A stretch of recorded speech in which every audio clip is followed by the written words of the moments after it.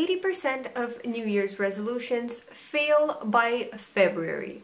Here's how you can actually keep yours. Hi guys, and Happy New Year! In today's video we are going to be talking about how to be more productive in 2018. More specifically, I will be focusing on the psychological yet still 100% practical sides of motivation and productivity. So if you're ready to get back up on the horse and become a more polished, more awesome, more fabulous version of yourself, then keep on watching. Number 1, symbolic cleansing.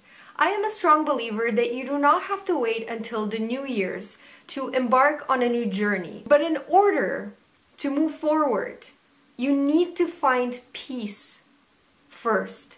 And most importantly. Now, a practical way you can do this is to follow these 4 easier said than done things. Acknowledge, accept, learn, and forgive.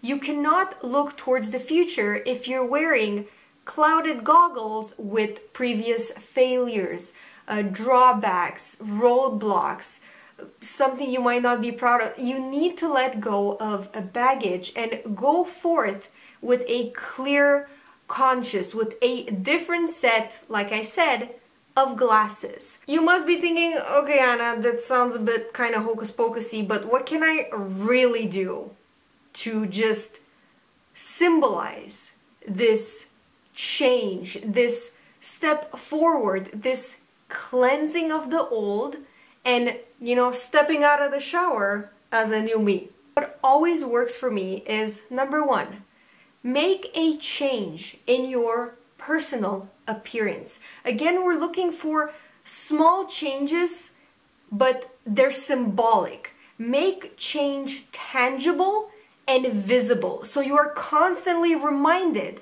that it is not the same, that you forgave your past, that you are ready to move forward. Change your hair. If that's not really something that floats your boat, what I made my family do and what I highly recommend you do, however, under adult supervision if you're young, because we don't want to burn down the house, do we? Take a piece of paper and write down something you want to let go of from the previous year or from the previous phase in your life before you move forward.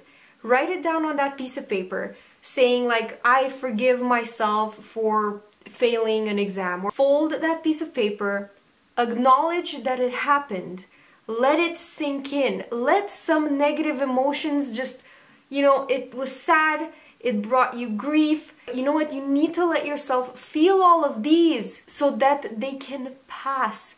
Feel that, open your eyes, put that little piece of paper in a bowl, and light it on fire. Number 2, implement productivity triggers.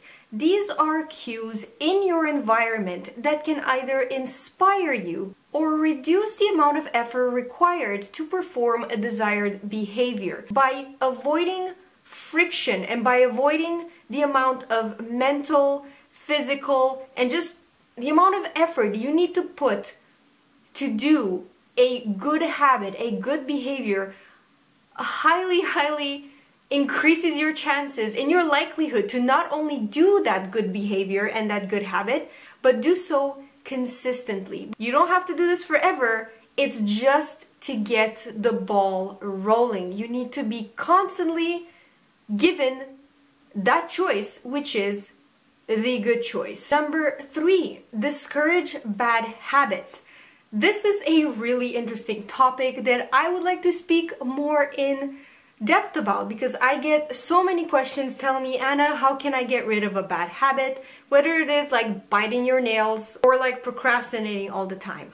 If you want to see a video on how to get rid of bad habits, please give this video a thumbs up, and if I get it to 1,500, I will have that ready for you. Banke swear. Banke swear. But in a nutshell, there are 2 main ways that in my opinion you can do to just, let go and move away from bad habits and toxic or bad behaviors. Number 1, eliminate temptation, or number 2, create roadblocks. Eliminating temptation is pretty obvious. If you don't want to binge on junk food, just don't have junk food in your house.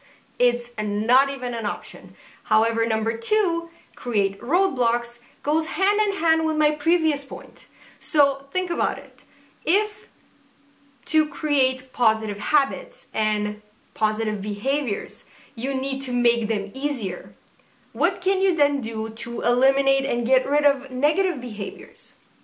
Make them harder, make them more difficult to pick as an option, and just make them like the more effortful way to go. For example, if you have no choice and let's say your family has chips in the house and they're lying on the kitchen table, they're right in front of you, they're really easy to reach for, as opposed to, you know, the strawberries that are in the fridge, because that's too far away.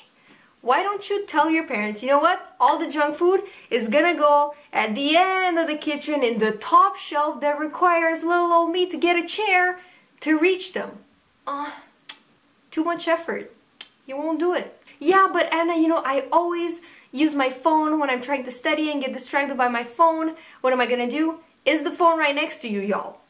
It's easy. It's simple. Look, I just pulled mine out from under my bum. It's right there. It shouldn't be. Take it, put it as far as you can. Throw it all the way to Canada, yo. I'm gonna catch it. Throw it to Canada, and that way, wherever you are, you can't reach it. Because it's with Anna now. And believe you me, we're far. And finally, number 4, framing your personal contract. I know when we are first setting our goals and, you know, we feel these little tingly feelings that the new year brings, that we can accomplish anything. And we write our goals down and we're super in it to win it, man. But, you know, with time, in February, March, April, we start to lose sight of our aspirations. Things start happening and just, you know, life sometimes gets in the way. However, psychologists Kettle and Hobel found something really interesting. They found that simply by signing your name acts as a self-identity prime. I did speak about it before, but I want to emphasize how powerful this discovery is. When you sign your name, you attribute and just associate your whole as a person, your morals, your values, what you represent, who you are, who you want to be, with whatever you signed. If you want to make a positive change in your life, and more importantly, if you want to commit and stick to it, definitely, please think about writing a personal contract with yourself. And most importantly, sign it. And again, a whole nother level, frame it like you would a diploma and put it right in front of you. So with that being said, thank you so much for watching. Please don't forget to give this video a thumbs up if you like it, and subscribe to me if you like what you see, because trust me, you don't want to miss next week's video, which is all about different note-taking methods with pictures and graphs. So it's gonna be awesome. Subscribe.